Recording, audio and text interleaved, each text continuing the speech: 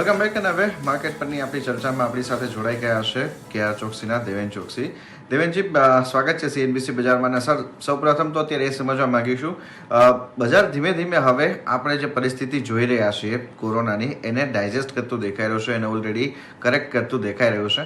આપના મતે શું લાગે છે કે પરિસ્થિતિ અહીંયાથી હવે આપણે એક સુધરતી આગળ વધતા જોઈ શકીશું, કે અત્યારે પણ હજુ માર્કેટ જે છે થોડો સમય જ્યાં સુધી આપણને કેસ સારા એવા આપણના કંટ્રોલમાં નથી આવતા ત્યાં સુધી એક રેન્જ બાઉન્ડ ટ્રેન્ડમાં જ રહેતું દેખાશે?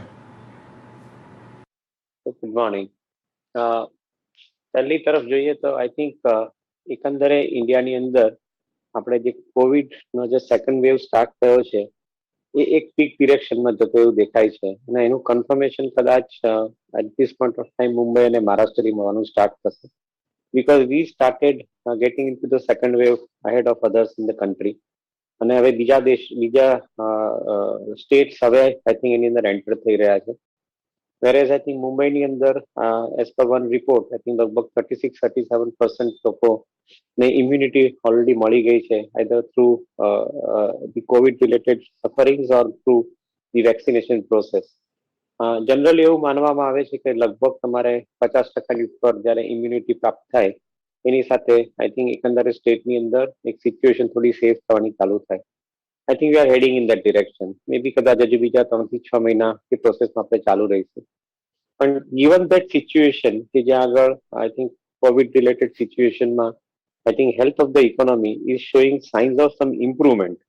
I think currently it is at peak, and I think gradually it is showing signs of improvement. Even actions are suggesting that it is going in the direction of improvement. તો એ ધારીને ચાલીએ તો market કદાચ આવનારા સમયને discount કરવાનું ચાલુ કરશે, અને કદાચ એપ્રિલ મહિનો અને મેની 15મી તારીખ સુધી જે ડિસરપ્શન છે એ ડિસરપ્શન અહીં આગળથી ઇન્ડસ્ટ્રી માટે પૂરું થાય, અને 15મી મે પછી આઈ થિંક એકંદરે સિચ્યુએશન જે બેટર થવાની ચાલુ થાય, તો ahead of that I think market would start looking at the opportunity from investment point of view.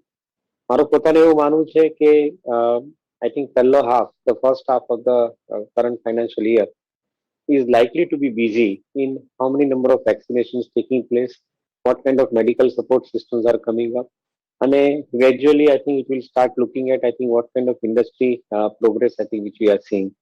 મારું માનવું એવું છે કે I think given the kind of infrastructure push that we are experiencing in the country and the amount of money which is spent into the country, ultimately both for the industry as well as for the individuals, નવા પૈસા હાથમાં આવવાના ચાલુ થાય છે, અને I think that will keep market busy.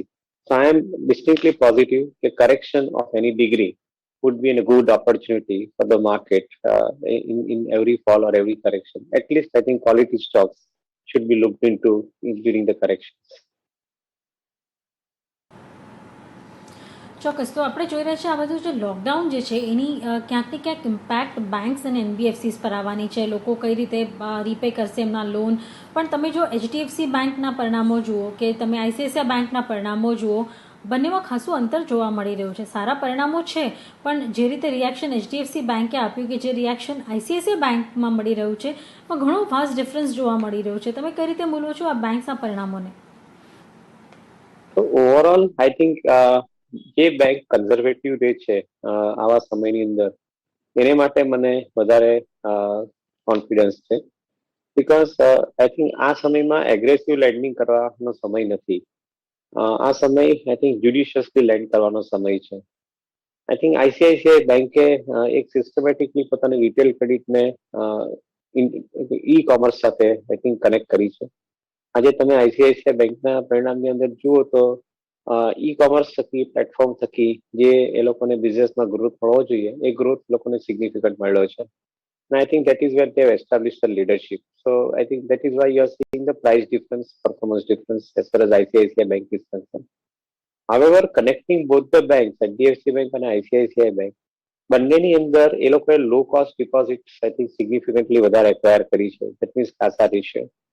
અને એ સિચ્યુએશનને તમે ધ્યાનમાં રાખો તો definitely it is suggesting that given the management of liability side, I would think that I think they would be in a better position to expand their loan portfolio in coming months and quarters. So I'm positive. Maybe any price correction because of the lower numbers reported by HDFC Bank could be a buying opportunity, I think, at lower levels. હંમેશા એવું માનું છું કે જયારે market સારી કંપનીને નબળા ભાવ રાખીને નિગ્લેક્ટ કરતી હોય ત્યારે એ કંપનીને જોવા માટેનો યોગ્ય સમય હોય છે. આઈ think that is wear I feel HDFC Bank also deserves to be considered along with ICICI Bank in the portfolio.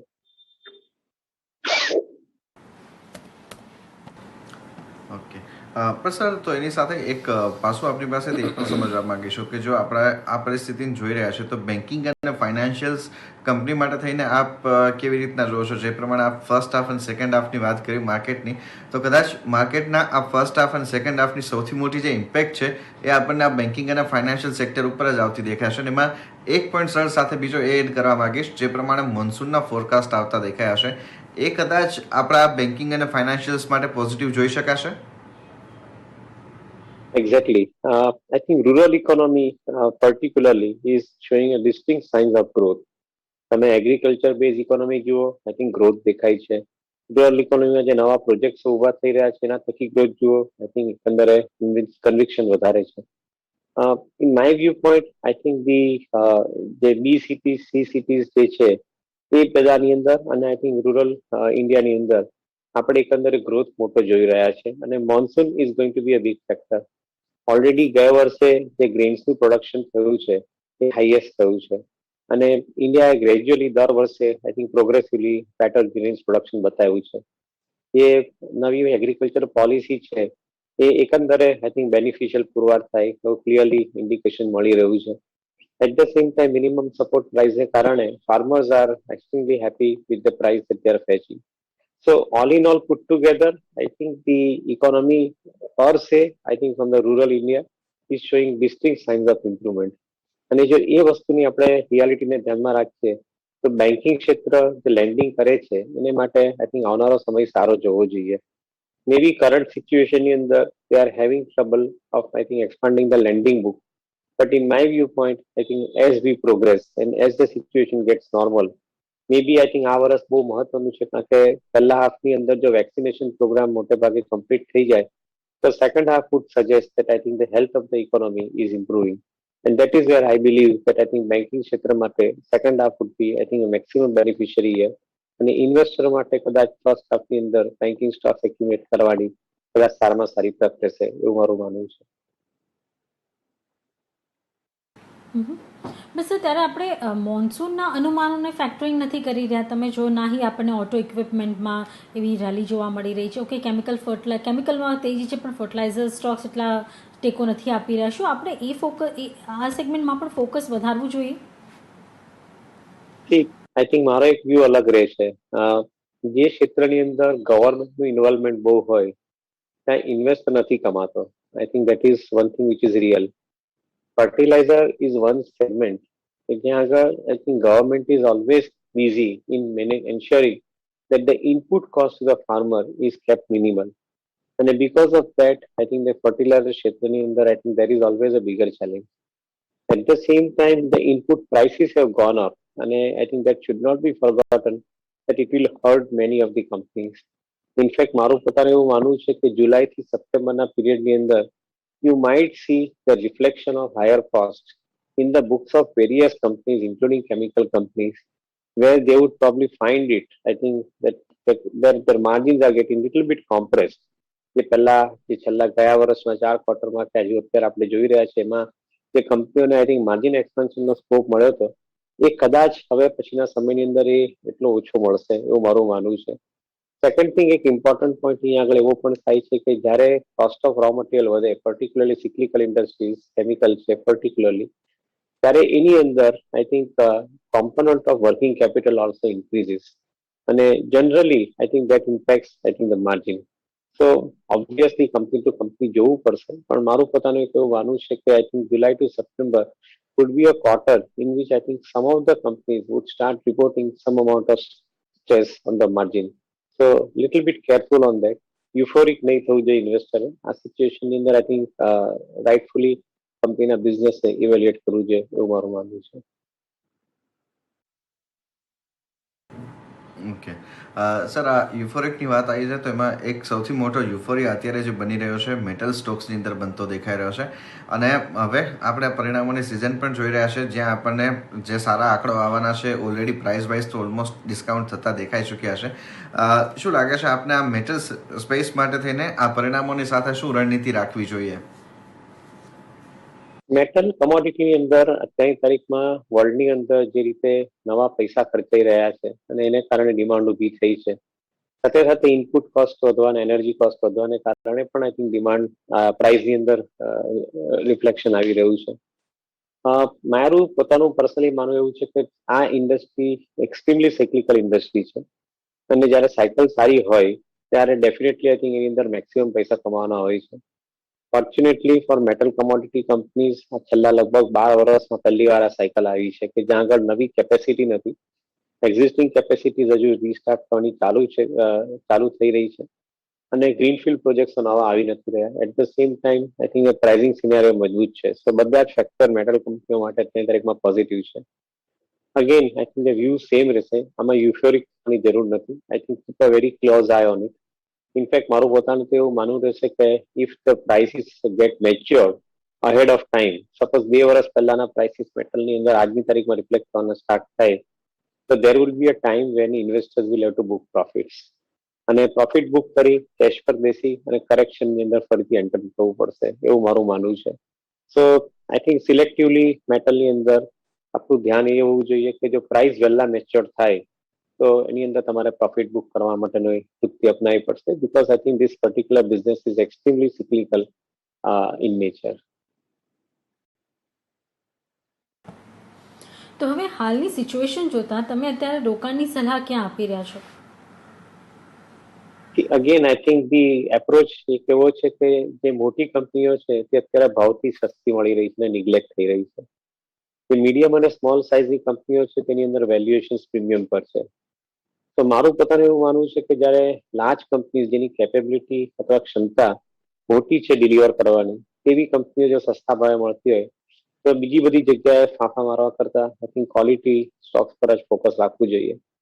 મેં પહેલા બી સમજાવ્યું હતું ને હજુ બી મારું એવું માનવું છે કે આવનારા 10 વર્ષ માટે ઇન્ડિયાની ઇકોનોમીમાં જે ગ્રોથ પરિબળ આપણે જોઈ રહ્યા છે, ફેક્ટર્સ જોઈ રહ્યા છે, એની અંદર મારું પોતાનું એક એવું અન્ડરસ્ટેન્ડિંગ છે કે બિગ વિલ બીકમ બિગર અને સ્મોલ વિલ બીકમ માર્જિનલ. તો આઈ થિંક મોટી કંપનીઓ માટેનો જે ગ્રોથનો ટાઈમ છે એ કદાચ આવનારા 10 વર્ષમાં શ્રેષ્ઠ ટાઈમ હશે. અને જો એ ટાઈમ ધ્યાનમાં રાખીને આપણે ચાલીએ તો ઇન્વેસ્ટમેન્ટ કરવા માટે આજે મોટી કંપનીઓ અત્યારની તારીખમાં તેને ઓપોર્ચ્યુનિટી આપી રહી છે એ નિગ્લેક્ટ નહીં થઈ જોઈએ. હા, એક વસ્તુ ચોક્કસ છે, તમે ટ્રેડિંગ કરતા હો તો એક પાર્ટ ઓફ પોર્ટફોલિયો ટ્રેડિંગમાં રાખો, but larger part of the portfolio investment માટે કોર્નર કરી દો. આવનારા 10 વર્ષ માટેનો જે પીરિયડ જે દેખાઈ રહ્યો છે એમાં જે ક્યુમ્યુલેટિવ ઇન્વેસ્ટમેન્ટના રિટર્ન આવશે એ કદાચ સ્પેક્ટેક્યુલર હશે. So I think my recommendation would be to keep looking at I think some of the good quality companies which are larger in size. They may probably perform better. Okay sir, સાથે સાથે એક બીજું આખું vertical છે જેના માટે પણ આપનો એક વ્યૂ સમજવા માગીશું કન્ઝમ્પશનને રિલેટેડ કંપનીઝનું. ખાસ કરીને એમાં પણ આપણે જોઈએ તો જે એફએમસી કંપનીઝ છે રિસન્ટ ટાઈમની અંદર અહીંયા આપણને થોડાક એક સાઇડવેઝ ટ્રેન્ડ દેખાયા હતા, પરંતુ હવે ફરીથી અહીંયા આપણને મોમેન્ટમ જે છે તે ઉપરની તરફના આવતા દેખાઈ શકશે, કારણ કે ડિમાન્ડ આઉટલુક છે એના ઉપર એટલી મોટી અસર નથી આવતી દેખાય. જે લોકડાઉન આવ્યા છે, જે રિસ્ટ્રિક્શન્સ આવ્યા છે એને લઈને પણ, તો આ વર્ટિકલને આપ પોઝિટિવ જોઈ રહ્યા છો? FMCG ની અંદર demand scenario continuous to remain positive, no doubt about it. અને જેમ જેમ ડિસ્પોઝેબલ ઇન્કમ લોકોના હાથમાં વધતી જાય છે એ રીતે જોવા જઈએ તો demand I think is remaining very strong proposition for most of the FMCG companies. No question ask. However, they are the first ones to get affected with the high input cost. Already agri commodity ની અંદર, industrial કોમોડિટીની અંદર, even transportation અથવા લોજિસ્ટિકની અંદર જે cost increase થઈ છે એ દરેક જગ્યાએ કોસ્ટ ઇન્ક્રીઝને કારણે I think many of this companies will probably have I think tighter margin થોડા ઘણા ટાઇટ રહેશે, રિફ્લેક્ટ થવાનું સ્ટાર્ટ થશે. જો માર્જિન તમારા થોડા કોમ્પ્રેસ થાય તો ઓબ્વિયસ છે કે I think the focus should be on the higher amount of sales. તો અગેન આઈ થિંક જે એફએમસીજી કંપનીઝની અંદર ડિસ્ક્રિશનરી સ્પેન્ડિંગનો જે બેનિફિટ મળે છે એ કંપનીના બિઝનેસને, ત્યાં આગળ એ લોકોના પોર્ટફોલિયોમાં કયા products I think better margin produce કરી શકે છે એના પર ફોકસ થવું જોઈએ. In my viewpoint, I think some of the select FMCG companies they remain distinctly positive. I think Nestle is showing a typical character of I think growth. નવો plant પણ એ લોકો નાખી રહ્યા છે. That also is basically likely to reflect I think to the turnover in next 2 years time. So my viewpoint is that I think you'll have to look at some of the companies very selectively and stay invested with those companies for longer period. Don't expect I think very big return. If you are lucky 15% આસપાસનું return તમને FMCG કંપનીમાંથી વર્ષે મળે, I think that would be I think a good return for holding the FMCG stocks. ત્યારે જ કારણ કે અત્યારે કોવિડની સિચ્યુએશનને કારણે આપણે જોઈ રહ્યા છે ફરી એકવાર ફાર્મા કંપનીઝ રડારમાં આવી ગઈ છે, પણ તમને લાગે છે હવે કારણ કે ઘણા ડિફિકલ્ટીઝથી હજી ફાર્મા કંપનીઝ પસાર થઈ રહી છે તો એમના પરિણામો પર એની ઇમ્પેક્ટ આવી શકે અને સડનલી બહુ બધો નફો પણ કદાચ ન દેખાય, નફો ગાંઠે બાંધી લેવો અત્યારે યોગ્ય રહેશે ફાર્મા કંપનીઝમાંથી? So again, I think important aspect બધાના વેલ્યુએશન રીરેટ થયા છે. જે કંપનીઓ લગભગ 15 થી 20 ની આસપાસના પ્રાઇસ અર્નિંગ રેશિયોમાં મળતી હતી, આજની તારીખમાં લગભગ 20 થી 25 અથવા 25 થી 30 ના પ્રાઇસ અર્નિંગ રેશિયોમાં કોટ થઈ રહી છે. So to a greater extent, I think they have re-rated. Now, they have re-rated more also because of the fact that many of the pharma companies have extremely started focusing on China plus one strategy. કે જ્યાં આગળ API portfolios ઉપર I think their focus is higher. So which means they are the raw material supplier to some of the formulation companies. And that is where I think we are seeing higher amount of growth in the API business for many pharma companies, including I think the sales ની અંદર જે contribution હોવું જોઈએ એ પણ I think systematically API portfolio વધીને આવી રહ્યું છે. So એક તરફ બ્રાન્ડેડ જેનરિક્સ અથવા કોમ્પ્લેક્સ જેનરિક્સ પ્રોડક્ટ અને બીજી બાજુ API નો પોર્ટફોલિયો, એ બે કોમ્બિનેશન સાથે જે કંપનીઓ વધી રહી છે એને definitely I think relatively better price outlook મળી રહ્યું છે. In my viewpoint, again, I think this becomes a selective approach. Not that every company will completely do exactly the same that they are being seen right now. But I think companies like BVs or Laurus, I think જ્યાં આગળ એ લોકોના typical expansion programs પતી ગયા છે અને ત્યાં આગળ નવી વિઝિબિલિટી મળે છે રેવન્યુ માટેની, I think they may probably look relatively better and different going forward. Even companies like Cipla, which is I think registering a larger case for growth, I think they may look relatively better. Even I think vaccine companies ની અંદર companies like Dr. Reddy or Cadila, એ લોકોની અંદર પણ I think એક visibility better મળી રહી છે. So my take is that overall environment is improved for pharma. However, again important, selective રહેવું પડશે I think in this kind of environment.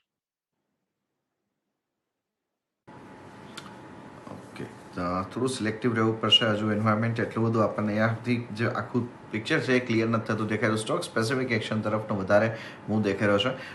પણ સાથે રિસેન્ટલી આપણે જો લાસ્ટ વીક સુધીના એક ડેટાને જોઈએ દેવેનજી, તો એક પાસું આપણને દેખાઈ રહ્યું છે કે ક્યાંક ને ક્યાંક FISની જે છે તે આપણને થોડી કેશ માર્કેટની અંદર વેચવાની હાવી થતી દેખાઈ રહી છે, પણ સામે આપણા ડોમેસ્ટિક ઇન્સ્ટિટ્યુશન્સ તરફથી આપણને ખરીદદારી પાછી મજબૂત રીતે આવતી જોવા મળી રહી છે. આ સાઇન આપ કેવી રીતના જોઈ રહ્યા છો? ફંડ ફ્લોની આ જે મુવમેન્ટ છે એ કેટલી પોઝિટિવ જોવી જોઈએ? તો FI કેટેગરીને તમે જુઓ તો આઈ થિંક મોટે ભાગે નવા જે ફંડ છેલ્લા 1 વર્ષમાં આવ્યા છે ઇન્ડિયાની અંદર, મોટે ભાગે એ ફંડ ETF રૂટથી આવ્યા છે.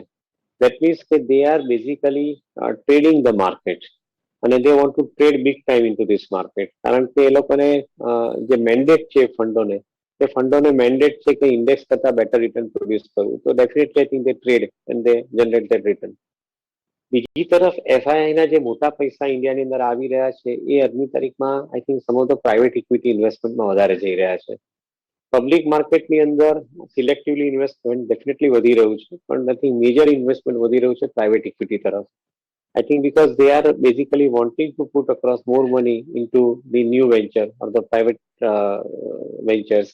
તો જ્યાં આગળ આઈ થિંક એ લોકોને લિસ્ટિંગ સાથે મોટા ગેઇનની એક અપેક્ષા હોય, એમાં એ લોકો મોટા પૈસા ત્યાં નાખી રહ્યા છે. Whereas domestic mutual fund, domestic insurance company, provident fund company જે લોકો નવા પૈસા ઇન્ડિયામાં રોકી રહી છે, લિસ્ટેડ માર્કેટમાં રોકી રહી છે. એટલે એ લોકો લિસ્ટેડ માર્કેટની અંદર ડેફિનેટલી ઇન્વેસ્ટમેન્ટ પોઈન્ટ ઓફ વ્યૂથી આગળ વધી રહ્યા છે. ત્યારે એફઆઈ લિસ્ટેડ માર્કેટની અંદર ETF થકી આવવાથી એ લોકો ટ્રેડિંગ પોઈન્ટ ઓફ વ્યૂ આગળ વધી રહ્યા છે. So I think this complex situation will continue in our markets, I think going forward as well. My take is that as an investor, either you are investing through mutual fund or you are investing directly into the market. I think your job should be to concentrate on selective stocks within the listed market. That may be relatively better approach. Those who are wanting to go for the private market for investment, એ લોકો માટે કોઈ સારા AIF ની અંદર ઇન્વેસ્ટમેન્ટની entry લેવી જોઈએ. But I think that become very risky also at the same time. તમારા adviser જો તમે સારું AIF નહીં સજેસ્ટ કરી શકે તો quite possible that I think you might end up getting into the wrong hands. So be careful about it. Listed market at this point of time sounds reasonably better for me as far as I think approach for allocation of money is concerned. ત્યારે જ broader માર્કેટમાં લોકો attract થઈ રહ્યા છે. ત્યાં પણ તમે જુઓ તો મંથલી ચાર્ટ પર ખાસા રિટર્ન મળ્યા છે, પણ એમાં પણ તમે જો વાસ્ટ સેક્ટોરિયલ ડિફરન્સ જોવા મળે છે. ત્યાં પસંદગી કરવી તો કઈ રીતે કરવી, કઈ રીતે ત્યાં રોકાણ વધારવું, કોઈ સેક્ટર સ્ટોક તમારા નજરમાં? સુનિશા, ઇમ્પોર્ટન્ટ પ્લે જ્યાં આગળ મને વધારે કોન્ફિડન્સ છે એમાં some of the consumer finance companies અથવા corporate banks comparatively relatively safe દેખાય છે. So first point. Some of the life insurance companies, I think they remain relatively safe. I think again second important aspect. Capital goods ની અંદર જે લોકો infrastructure સાથે connected છે એવી કંપનીઓ માટે કદાચ સારી સિચ્યુએશન ઊભી થઈ રહી છે. So those companies within capital goods segment I think would be the third ones to look at. IT and pharma remains, I think, relatively safer bet. And I think larger IT companies, according to me, જે લોકો higher amount of cloud computing અથવા digital vertical તરફ concentrate કરી રહ્યા છે એ લોકો માટે I think આવનારો સમય સારો રહેવો જોઈએ. તો those IT companies remain stronger. ફાર્માની અંદર જે કંપનીઓ મેં સમજાવ્યા પ્રમાણે કે API બેઝ એપ્રોચ રાખ્યો છે અથવા બ્રાન્ડેડ જેનરિક તરફ જઈ રહ્યા છે અથવા બાયોલોજિક્સ તરફ જઈ રહ્યા છે. So I think those companies would be relatively better off. So I think these are few sectors કે જ્યાં આગળ મને કોન્ફિડન્સ વધારે છે. હા, ડિસ્ક્રિશનરી સ્પેન્ડિંગ તરફ આઈ થિંક જે કંપનીઓનું છે, વ્હાઇટ ગુડ્સ છે કે even for that matter automobile છે, we are selectively confident about them. Only point ત્યાં આગળ એક છે કે I think given the kind of input cost scenario જે કોસ્ટલી થતું જાય છે, I think some of the OEMs might see pressure on their margin, or maybe I think they may probably, I think, not grow as fast as they have up till now been growing. So કદાચ એક થોડું ઘણું એમાં ધ્યાન રાખવું પડે. પણ again, I think it's not general, it is selective. Some of the companies might see pressure.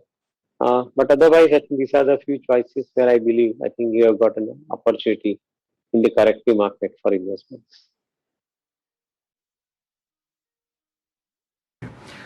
તો એ સાથે જ સર ઘણો આભાર, આપનો સમય ફાળવી અમારી સાથે જોડાયા અને આ સમગ્ર ચર્ચા કરી એના માટે. અને સાથે જ હાલ આ રજૂઆતમાં ખાસ આટલું જ. મને નિશાને પણ આપજો રજા. આગળ અપડેટ માટે આપ જોડાયેલા રહો CNBC બજાર સાથે. નમસ્કાર.